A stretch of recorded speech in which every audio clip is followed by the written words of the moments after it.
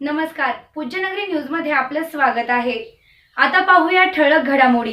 Pujyanagari news मध्ये आपले स्वागत आहे। परंडा तालुक्यातील महत्त्वाच्या घडामोडी। संत ज्ञानेश्वर माऊली महाराज पालखीचे परंड्यातून पंढरपूरकडे प्रस्थान।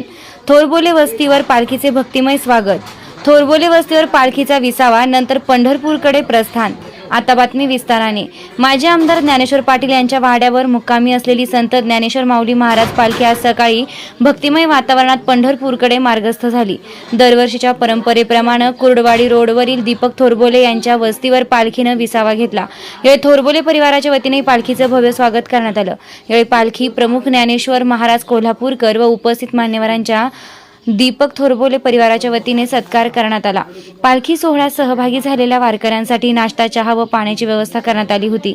दीपक थोरबोले, महेश थोरबोले, सुनील थोरबोले, ओंकार थोरबोले यांच्यासह थोरबोले परिवारातील सदस्यांनी पालखीचं दर्शन घेतलं।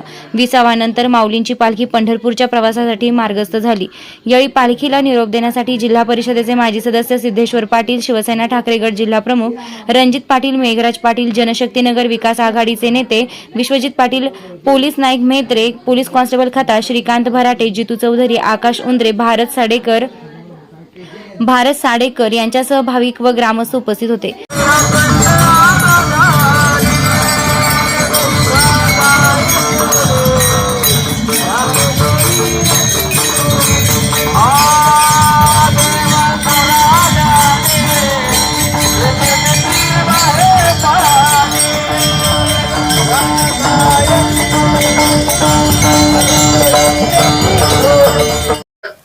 चालू घडामोडींचे अपडेट्स जाणून घेण्यासाठी आपल्या पूज्यनगरी न्यूजला सबस्क्राईब जरूर करा, लाईक करा, शेअर करा व कमेंट देखील करा।